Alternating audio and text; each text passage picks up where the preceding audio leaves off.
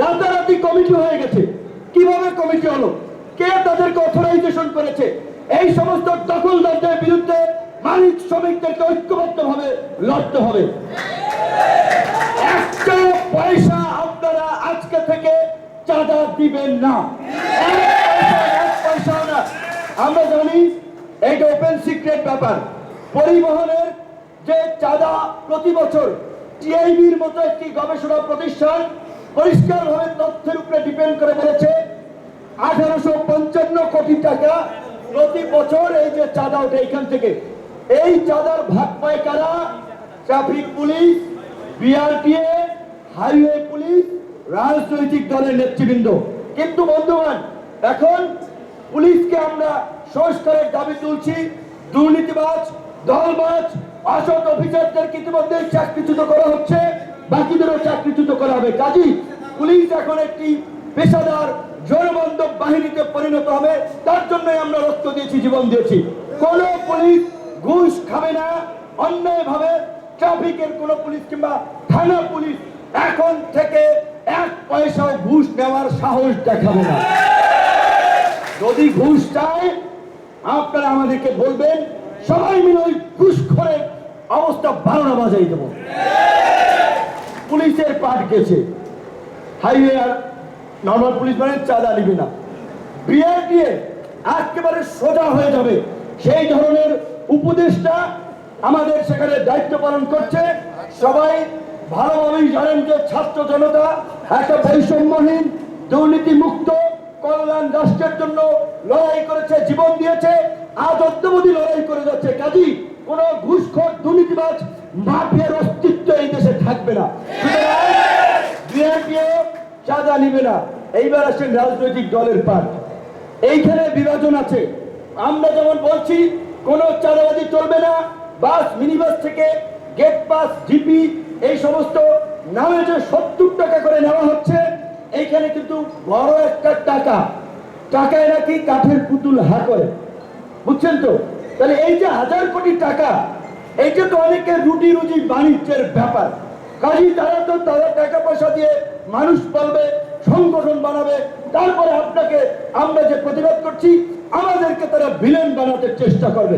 কাজী আমাদের পরিষ্কার কথা, স্থানীয় সরকার মন্ত্রণালয়ের এক প্রজ্ঞাপনের যেমনি ভাবে সমস্ত আপনার উপজেলা চেয়ারম্যান, পৌরসভার মেয়র, সিটি কর্পোরেশনের মেয়রদেরকে বিলুপ্ত করা হয়েছে, একইভাবে সেটা যথাযথ অথরিটি করবেন।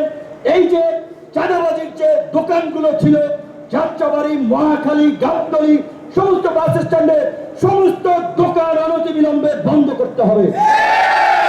এই দোকানে যারা বসবেন আপনারা সবাই মিলে হাত পা ভেঙে দেবেন, পরিষ্কার কথা। যদিও বলছেন না, এই ধরনের কথা বলা যাবে না, চোরায় রাহি শুনে ধর্মের কাহিনী।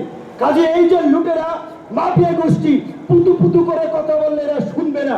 এরা যেমন কুকুর তেমন মুগুর নিয়ে আপনাদেরকে রাস্তায় নামতে হবে।